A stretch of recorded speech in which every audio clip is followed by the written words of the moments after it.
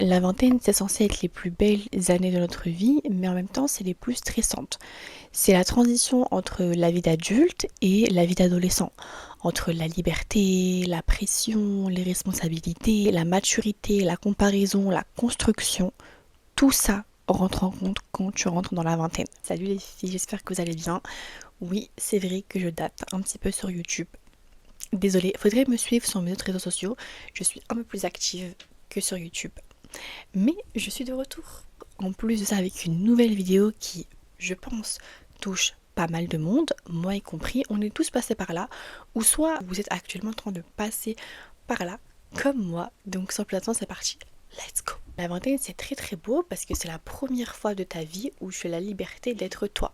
Avant, quand tu avais 15 ans, 16 ans, tu n'avais pas la liberté, tu n'avais pas l'argent, tu n'avais pas le courage, ni la maturité pour faire ce que tu voulais faire vraiment. Mais à 20 ans, c'est là que tu commences à avoir cette liberté, tu peux voyager si tu veux, tu peux monter un business, tu peux créer un projet, tu peux tester des choses, tu peux explorer qui tu es vraiment. C'est la première fois où tu as les moyens, peut-être pas énormes, mais les moyens quand même pour être qui tu veux vraiment, pour construire ta vie à ton image. Et c'est ça qui est magnifique parce que la vingtaine, c'est vraiment une époque, genre une période d'exploration. Tu découvres, t'essayes, c'est là où tu commences à écrire ton histoire par toi-même sans que quelqu'un d'autre décide à ta place. Mais en même temps, faut pas se mentir que c'est assez stressant. Je dirais même beaucoup parce que c'est hyper difficile de passer à l'âge adulte et il y a plein de raisons, il y a plein de facteurs à ça. Première raison à ça, c'est qu'on n'a pas de guide. Toute notre vie, de l'enfance à l'adolescence jusqu'à nos 19 ans, 18 ans, on avait quelqu'un derrière nous, on avait nos profs, on avait nos parents, on avait des grandes personnes qui étaient là pour nous. Mais à 20 ans, il n'y a plus ça. C'est fini. C'est toi la grande personne. Avant, on nous disait quoi faire, quoi choisir, quoi apprendre, où aller. Mais à 20 ans, il n'y a plus ça. Mais du coup, à partir de la vingtaine, en fait, il n'y a plus personne. C'est comme si en fait, on t'enlevait les petites roulettes de ton vélo et tu dois avancer toute seule. Voilà. C'est ça la vingtaine finalement. La deuxième raison, c'est la pression sociétale. En fait, la société, elle veut que tu coches toutes les cases avant 30 ans. Que tu te maries, que tu as des enfants, que tu as un taf stable, que tu as une maison ou un appartement, que tu as le permis. Donc forcément, en fait, tu vas commencer à te comparer avec les autres. Tu vas te dire, non mais elle a 22 ans, elle a déjà le permis, elle est déjà mariée, elle a déjà un enfant et moi j'ai quoi dans tout ça. Donc en fait, tu te mets la pression et tu as l'impression d'être toujours en retard et c'est horrible, horrible. La troisième raison, c'est que tu as la liberté. Mais avec la liberté vient aussi la peur. Tu peux devenir ce que tu veux, oui, mais justement, en fait, ce choix-là, pardon, il est infini. Genre, tu sais pas qu'est-ce que tu veux faire, t'as plein d'idées dans la tête et t'es perdu. T'es perdu. En fait, tu hésites, tu doutes, tu sais pas par où commencer. Tu dis, est-ce que je veux avoir un taf stable, entre guillemets, genre travailler pour quelqu'un, être salarié, ou est-ce que je vais être à mon compte auto-entrepreneur, est-ce que je vais vraiment me marier à 20 ans et avoir des enfants, ou est-ce que je préfère attendre 30 ans, est-ce que je vais passer mon permis maintenant ou pas, est-ce que je préfère profiter ou pas. En fait, genre, le choix, les choix en fait sont infinis, et donc tu as peur et tu sais pas qu'est-ce que tu veux faire, tu sais pas où tu veux aller. Bah, pour l'instant, tu es en train de te dire que chaque décision compte et que tu es en train de poser en fait les bases pour ton futur, donc tu paniques encore plus en fait. Donc forcément, avec la liberté, bah vient la responsabilité, sinon ce n'est pas drôle. Tu réalises que chaque choix, même petit, peut avoir un impact énorme plus tard. Lourd à porter, surtout quand c'est la première fois bah, où t'as personne derrière toi finalement, il n'y a personne pour te guider. En fait, tu dois vraiment assumer tes décisions sans qu'il y ait personne derrière toi pour te rattraper en fait. Moi je trouve que vraiment entre 20 ans et 23 ans, c'est la première vraie transition de notre vie. Avant t'étais enfant, ado, mais il y avait toujours tes parents pour t'encadrer derrière. Maintenant, bah, en fait, il n'y a personne. C'est vraiment la première vraie transition. Genre, tu passes de l'adolescence à l'âge adulte. Et il y a pas de guide. Tu commences à entrer dans l'âge adulte, dans la vie adulte, dans la vie active. Tu découvres que la vie, bah, c'est pas juste faire ce que je veux. Non, c'est pas juste être libre, faire ce que je veux, aller où je veux. Bah non, parce qu'il y a plein de choses qui suivent derrière, les responsabilités, la pression. Tu crois en fait que tu connais la vie, mais en fait tu te rends compte que tu connais pas grand chose. Tu touches pour la première fois aux vraies responsabilités, les papiers, le travail, l'argent, le permis. En fait, t'apprends à gérer les choses concrètes, les galères du quotidien, et ça, y a personne qui te l'a appris avant. Et je trouve ça très dommage. Vraiment, moi je trouve ça dingue parce qu'on nous balance comme ça dans la vie adulte, sans guide, sans mode d'emploi. C'est bon, on te dit, t'es adolescent, on te dit c'est bon, t'as 18 ans, t'as 20 ans, c'est bon, t'es un adulte, bienvenue dans le monde actif. Et en fait, on nous a jamais appris, genre il y a pas de guide, il y a personne. À l'école par exemple, on nous apprend les équations, la vie au Moyen Âge, mais on nous a jamais appris genre à gérer des papiers, et à gérer un budget, à comprendre nos émotions, surtout ça, genre à comprendre nos émotions, à créer une vie stable pour le futur, à construire une vraie stabilité pour notre futur. Ça, on nous apprend pas. En fait, c'est comme si on nous lâchait dans un nouveau monde, mais sans carte, sans guide, sans personne. Et donc du coup, bah chacun se débrouille comme il peut. T'apprends sur le tas, tu tombes, tu recommences, tu te relèves. C'est violent parce que tu aurais aimé être préparé un minimum. Et donc ce qui fait qu'il y a des personnes entre guillemets qui réussissent et d'autres non, parce que bah c'est toi et toi-même, toi et ton cerveau. En fait, c'est vraiment toi et toi-même, toi et tes choix. Il y a plein de chemins qui s'ouvrent à toi. Et c'est à toi, genre, de choisir, entre guillemets, le meilleur chemin. Personne choisit le meilleur chemin du premier coup. Genre, vraiment, il n'y a personne. On tombe tous, on recommence tous, on échoue tous. C'est normal. Un vrai gagnant, c'est quelqu'un qui n'a jamais abandonné. Après, bien sûr qu'on peut s'inspirer entre guillemets sur les anciens, genre on regarde leur mode de vie, comment est-ce qu'ils ont construit leur vie et tout. Mais c'est vrai que des fois, genre les anciens, il y a un peu deux teams. Il y a la team de ouais, je regrette d'avoir fait des enfants hyper jeunes, de m'être mariée hyper jeune, j'ai pas assez profité, j'ai assumé des responsabilités beaucoup trop tôt, toutes les responsabilités sociétales, genre je les ai assumées beaucoup trop tôt et tout. Et il y a la team de bah, ceux qui se retrouvent à 40 ans, 50 ans, qui sont en mode ouais, bah j'ai trop fait la fête quand j'avais 20 ans, maintenant je me retrouve seule et maintenant bah je regrette. Donc toi t'es en mode ok, mais du coup moi je fais quoi? C'est là du coup où il y a cette ambivalence dans la vingtaine parce que bah quand t'as 20 ans t'as envie de profiter, t'as envie de sortir avec tes copines, avec tes amis, tu veux voyager, tu veux rire, tu veux tomber, tu veux te relever, tu veux te tromper, enfin tu veux faire plein de choses, mais en même temps tu as cette petite voix dans ta tête qui te dit attention, tu dois construire ton avenir. Mais ce qui rend en fait cette période encore plus difficile, c'est vraiment toutes les injonctions sociales. On nous répète tout le temps qu'avant 30 ans, on doit se marier, avoir des enfants, avoir le permis, avoir une sécurité financière, avoir un appartement ou une maison.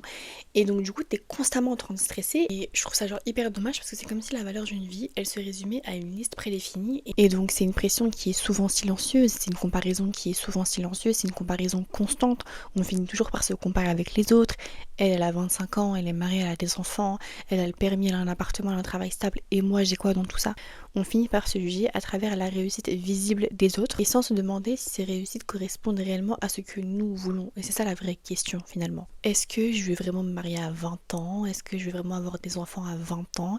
Et je trouve qu'en fait on se pose pas avec nous-mêmes et on se pose pas ces réelles questions. Tu te retrouves coincé entre deux voies et franchement je trouve que c'est ce mélange qui rend en fait la vingtaine si belle et en même temps si angoissante. Personne n'est plus stressé qu'une femme qui est dans la vingtaine et qui pense qu'elle manque de temps. Toute honnêteté, quand je suis rentrée dans la vingtaine, j'étais vraiment submergée par le stress.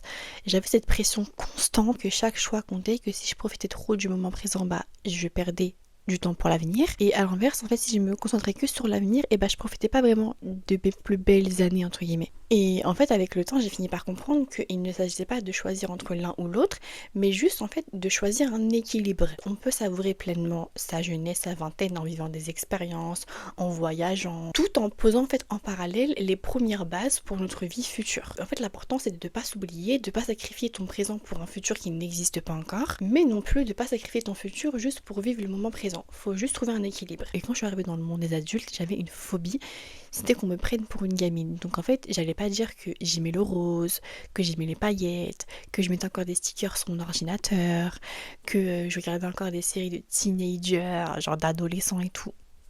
Au passage, elle était aussi devenue jolie. Ma vie. En gros, genre, j'allais entre guillemets me cacher et pas vraiment dire qui j'étais réellement parce que j'avais peur qu'on me prenne pour une meuf immature. Genre, pour moi, en fait, la maturité, elle était un peu réduite à ça, tu vois. Alors que vraiment, je meurs pour les séries d'adolescents. Genre, c'est ma raison de vivre. Je faisais carrière en mode ouais, je regardais des documentaires et tout. J'ai essayé de boire du café une fois. J'ai recraché tellement c'était dégueulasse. La société veut nous faire croire que être mature c'est ça, genre c'est de regarder des documentaires sur les animaux et boire du café à 8 h du matin. Non mais maintenant je le dis devant tout le monde, hein. J'aime le rose, je regarde encore des séries d'adolescents, je bois encore du Capri Sun et du Oasis. Et c'est ok. Mais j'avais vraiment l'impression en fait avant qu'on n'allait pas me prendre au sérieux si bah, je disais tout ça. Et c'est là pour moi qu'il y a une énorme confusion parce qu'en fait la société associe la maturité au nombre de cases que tu as cochées. Si tu es marié, si tu as un enfant, si tu as un taf stable. Comme ça en fait la maturité elle était réduite à l'âge ou aux responsabilités que tu as dans la vie. Genre. Alors que c'est faux. C'est complètement faux. Par exemple le monde du taf. Moi quand je suis arrivée dans le monde du travail je me suis dit waouh je suis avec les grands et tout. La différence entre les gens qui sont dans le monde du travail et les collégiens, c'est que les gens dans le monde du taf ont des responsabilités. Après, bien évidemment que tout le monde n'est pas comme ça, et Dieu merci, parce que sinon le monde partirait en cacahuète. Mais c'est pour vous dire que vraiment la maturité n'est pas réduite.